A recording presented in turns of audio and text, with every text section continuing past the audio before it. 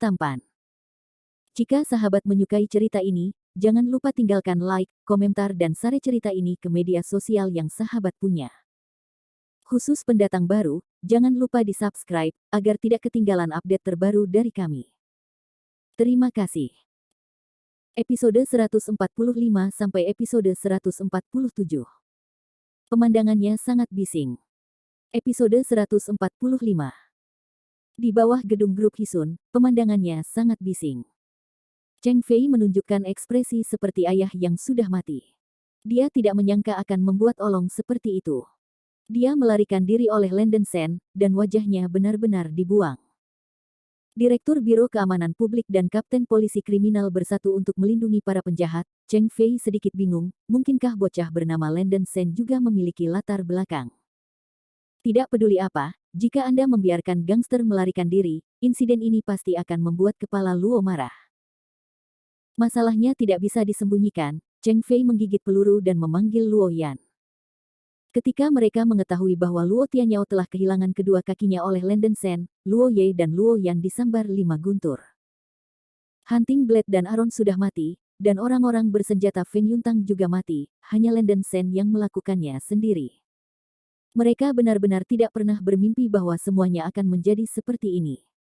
Baru pada saat itulah Luo Ye dan Luo Yan menyadari bahwa kekuatan Landen Sen sudah menakutkan sampai tingkat yang tak tertandingi. Tapi sudah terlambat. Luo Yan sangat marah dan memberikan tekanan dari semua sisi, menargetkan Kuina Bai dan Yang Hu yang telah membiarkan Landen Sen pergi secara pribadi. Cheng Fei dengan cepat bergegas ke tempat kejadian dengan pasukan polisi bersenjata. Luo Yan memindahkan pasukan keluar, dan dia sendiri bergegas ke tempat kejadian.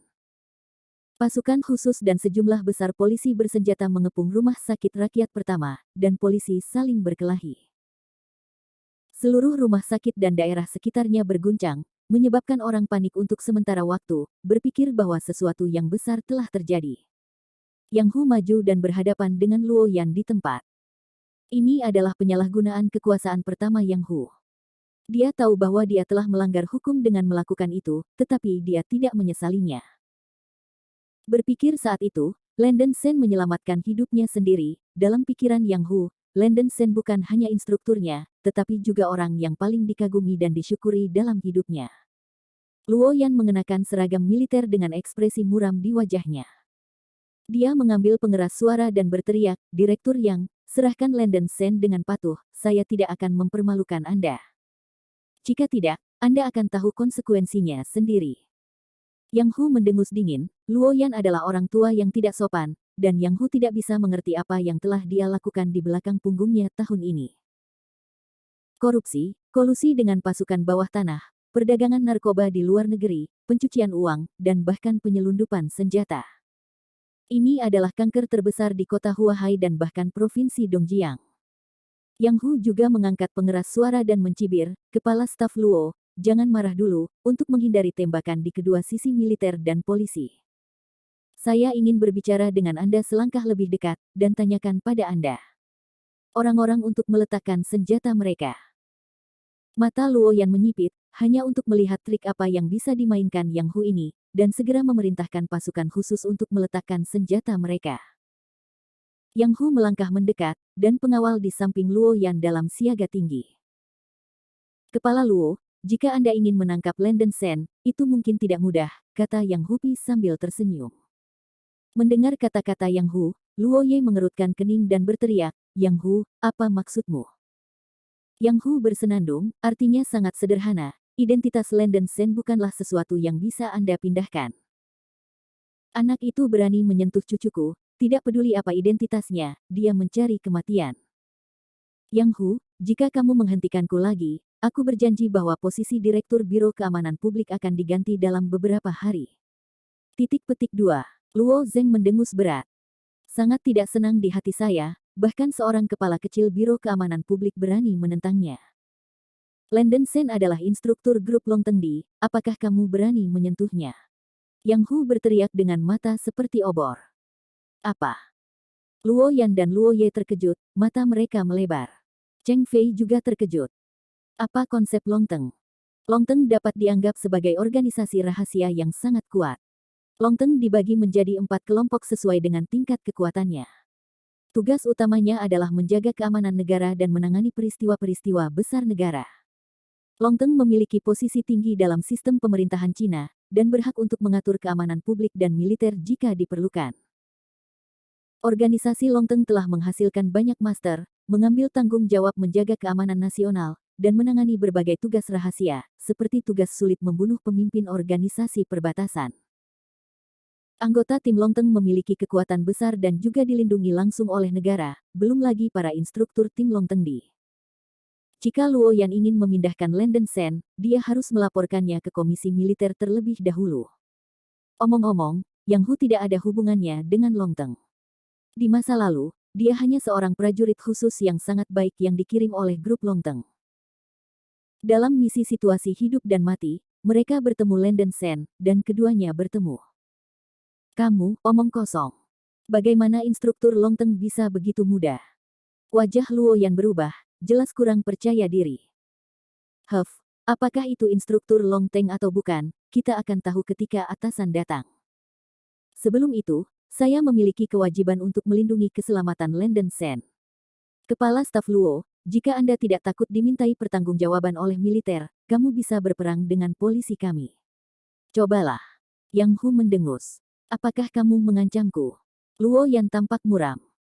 Tidak ada ancaman, itu hanya peringatan. Yang Hu berkata dengan dingin.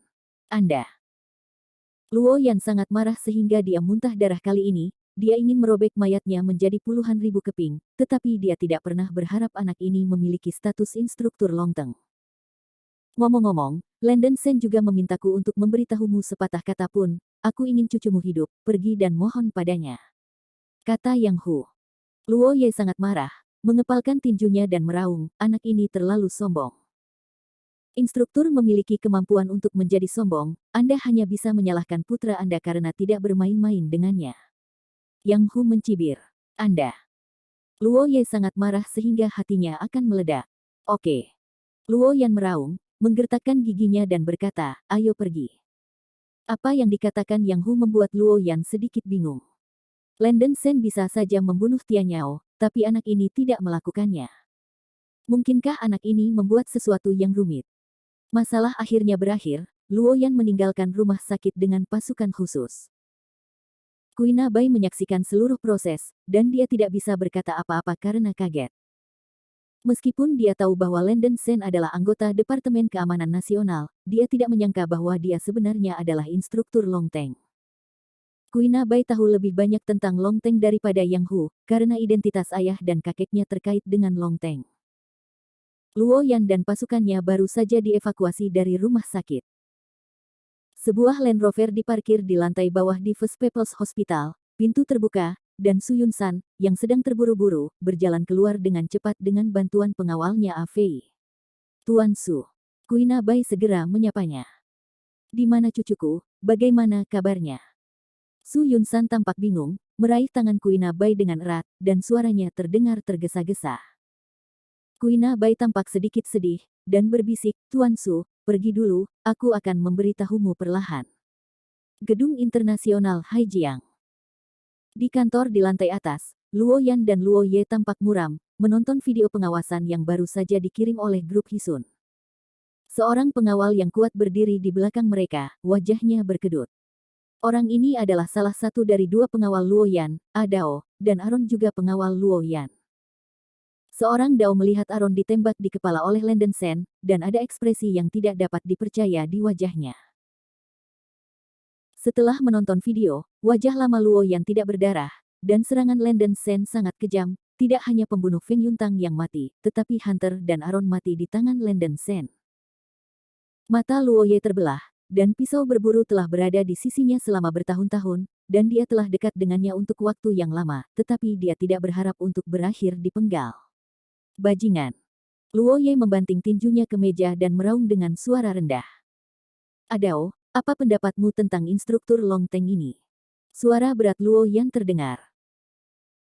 Dao tampak serius, mengeluarkan pisau terbang tajam dari sakunya, masih di atas meja, mengerutkan kening, ini adalah pisau terbang yang saya ambil dari tempat kejadian, senjata tersembunyi yang digunakan oleh Sen yang bermarga.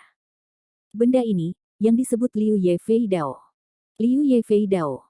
Apa itu? Luo Ye bertanya dengan cemberut.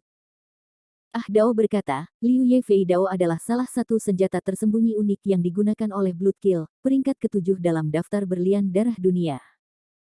Bloodkill adalah warga negara Tiongkok, orang ini sangat haus darah, dan senjata tersembunyinya luar biasa, dan orang-orang yang terbunuh sering meninggalkan bekas di atasnya. Ada pisau daun willow. Apa? Mata Luo Yan melebar. Peringkat ke-7 dalam daftar berlian darah dunia. Bagaimana ini mungkin? Luo Ye mengejang. Kalajengking beracun adalah pembunuh peringkat ke-568 dalam daftar berlian darah dunia, pembunuh bintang 4. Hunting Blade adalah pembunuh ke-296 di dunia, seorang pembunuh bintang 5. Nomor 7 di dunia, Luo Ye tidak bisa membayangkan betapa kuatnya dia. Ah Dao berkata dengan sungguh-sungguh, kepala staf Luo, tidak baik untuk mengatakannya. Pembunuh tingkat pembunuhan darah ini bukan lagi sesuatu yang bisa ditangani oleh pembunuh biasa.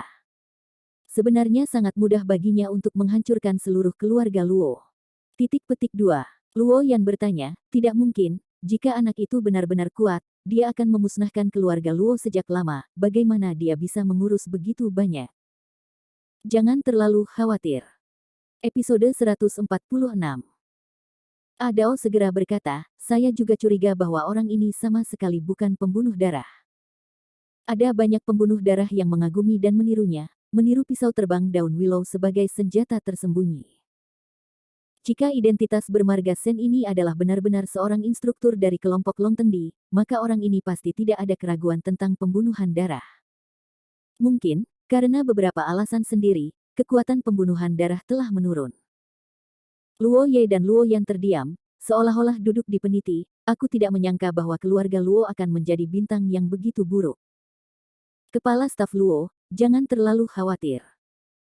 Menurut pendapat saya, jika kekuatan pembunuh darah telah turun seperti ini, kemungkinan besar adalah gagal menerobos dan jatuh ke alam lagi. Jika tidak, tidak mungkin untuk menjadi sangat lemah.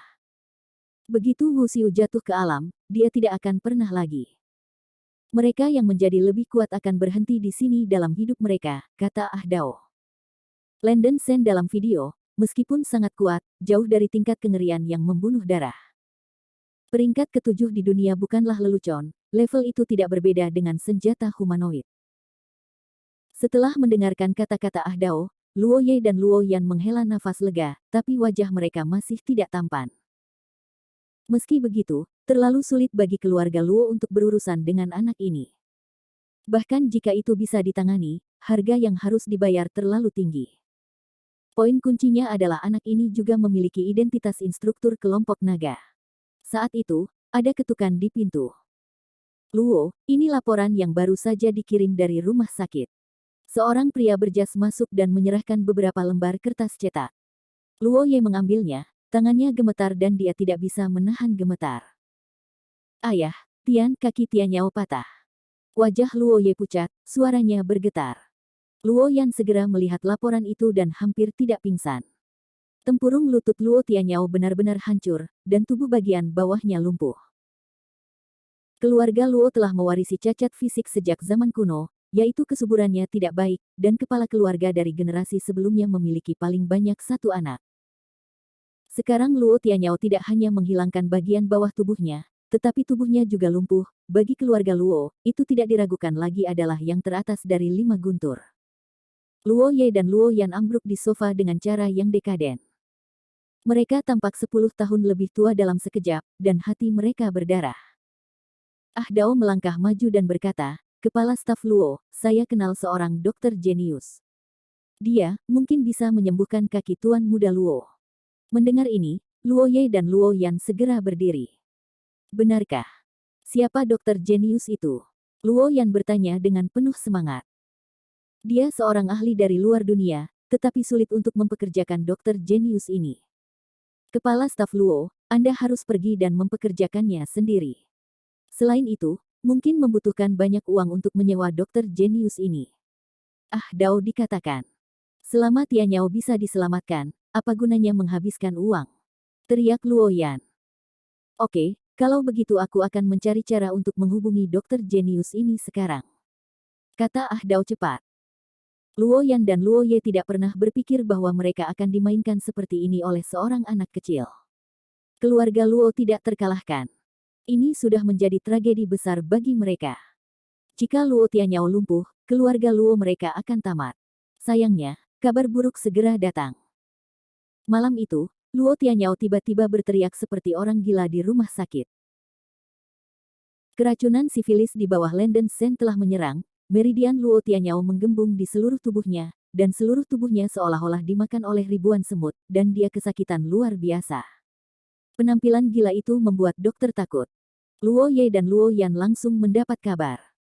Pukul 2 dini hari. Unit perawatan intensif di First People's Hospital. Landen Sen terbaring tak sadarkan diri di ranjang rumah sakit, dan Sasa Liu, yang mengawasi Landen Sen sepanjang malam, tertidur lelap dengan kepala tertunduk di samping tempat tidur. Pada saat ini, sesosok melintas di luar jendela dan memasuki bangsal dengan tenang.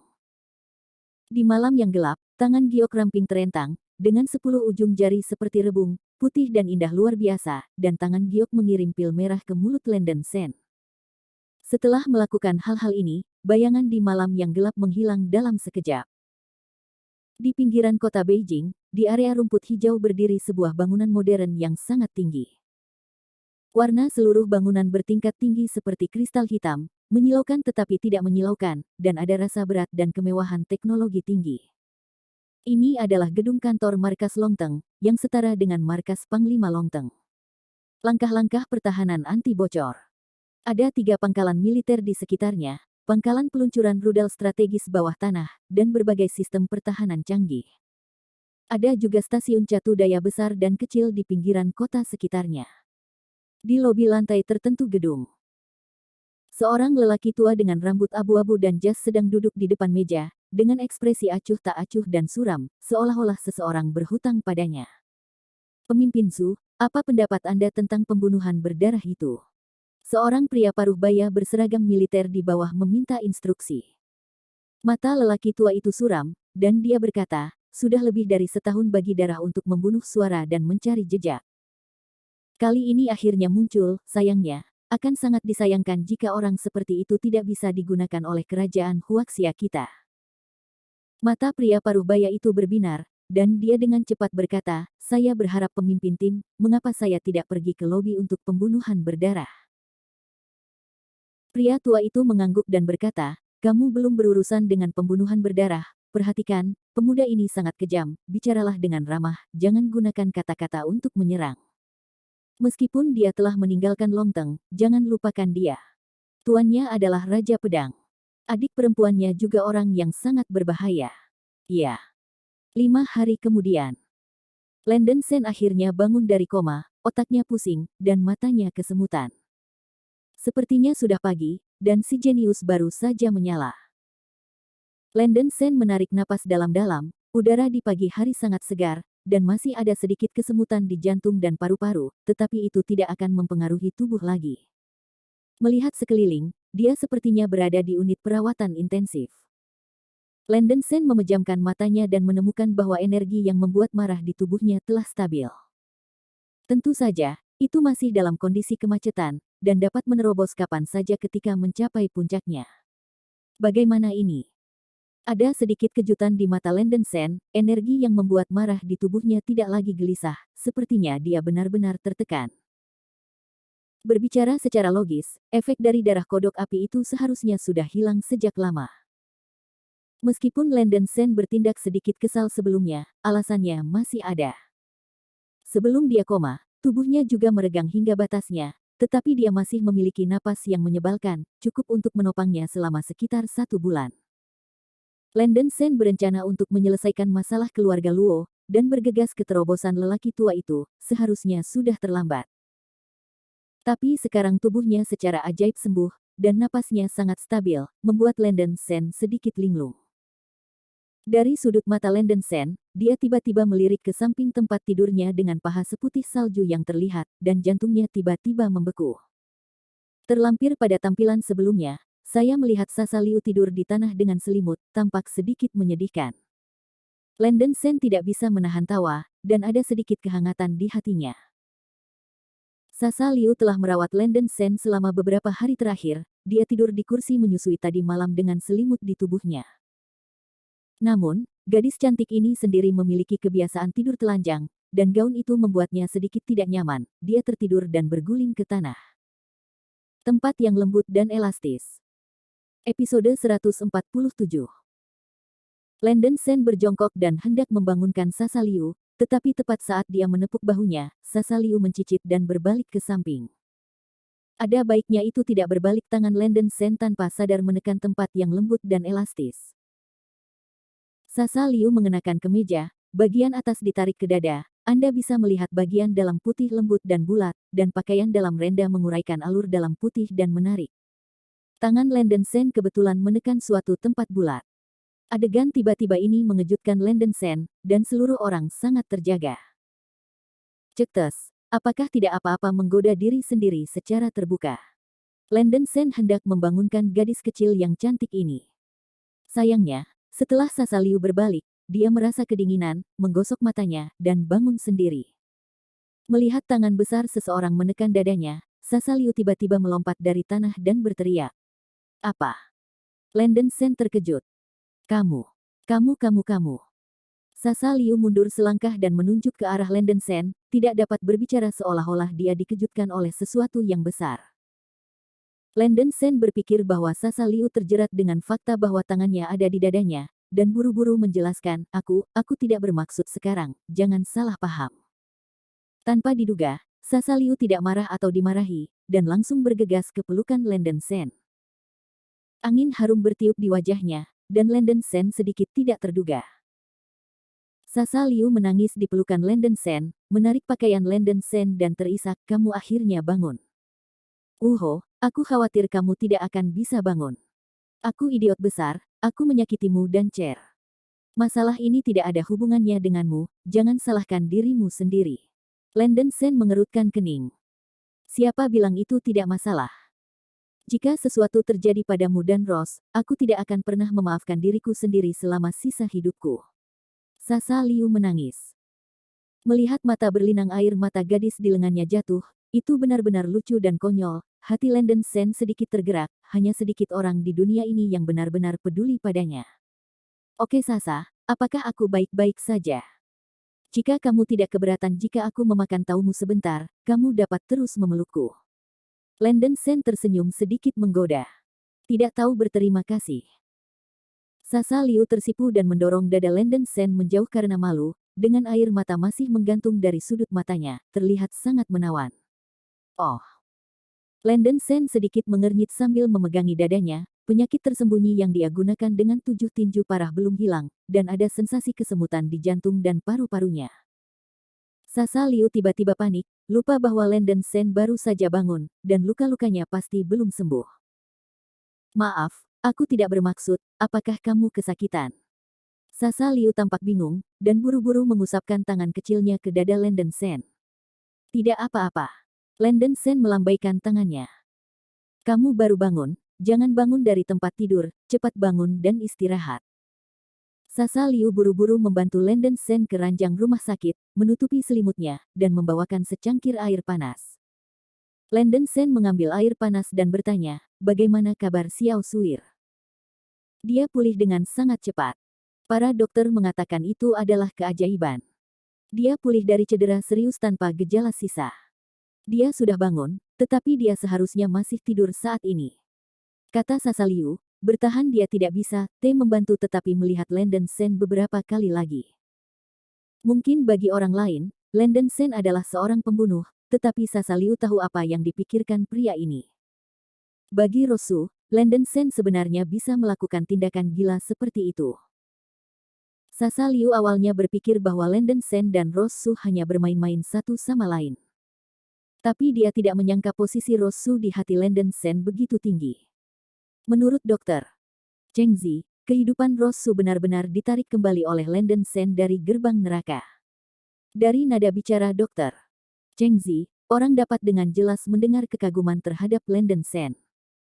Sasa Liu tidak dapat membayangkan bahwa keterampilan medis Lenden Sen begitu tak terduga. Seberapa misterius pria ini? Mengetahui bahwa Rosu baik-baik saja, Landon Sen menghela nafas lega dan bertanya, sudah berapa hari aku koma? 5 hari, jawab Sasa Liu. Landon Sen sedikit terkejut, menurut lukanya, dia seharusnya koma setidaknya selama seminggu. Tidak, cedera Rosu tidak terlalu dibesar-besarkan. Bagaimana mereka berdua pulih begitu cepat seperti darah ayam? Landon Sen berpikir ada sesuatu yang salah. Ross, setelah mengetahui apa yang terjadi padamu, dia menangis sejak dia bangun, Sasa Liu menggertakkan giginya. Aku akan pergi menemuinya. Landon Sen mengeluarkan jarum infus dan turun dari tempat tidur. Sasa Liu cemas, Landon Sen, kamu baru saja bangun, jangan bangun dari tempat tidur, tidak apa-apa, saya tahu tubuh saya yang terbaik. Landon Sen menggerakkan anggota tubuhnya yang kaku, dan kekuatannya perlahan meningkat, dan dia dalam kondisi baik. Wajah cantik Sasa Liu sedikit terpana, tubuh pria ini terlalu bagus, dia masih hidup setelah koma selama berhari-hari. Namun, Landon Sen akhirnya bangun, dan Sasa Liu juga menghela nafas lega. Rosu berada di bangsal sebelah, jadi mudah untuk saling mengunjungi. Ayo, Nona Su, minumlah bubur jujube merah ini. Di bangsal, seorang perawat wanita membawa semangkuk bubur jujube merah, mengaduknya sambil meniup lembut dengan mulut kecilnya. Aku tidak makan. Rosu menoleh ke samping. Melihat penampilan mata merah dan bengkak Rosu, perawat wanita muda itu tidak mundur. Landon Sen, bagaimana kabarnya? Rosu telah menanyakan pertanyaan ini berkali-kali, dan perawat itu menjawab sambil tersenyum, Nona Su, jangan khawatir, Tuan Sen akan baik-baik saja, dokter.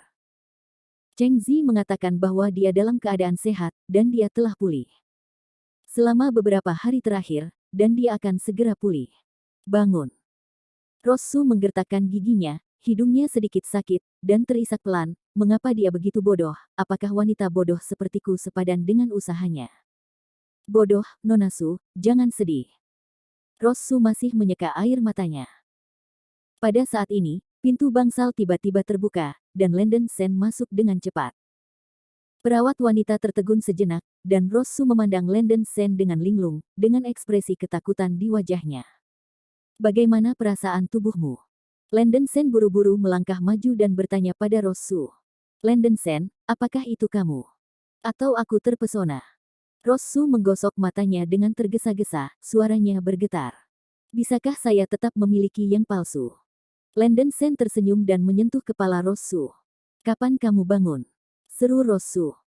Landon Sen tersenyum, baru saja. Mata Rosu memerah, dan dia tidak bisa mengendalikannya lagi.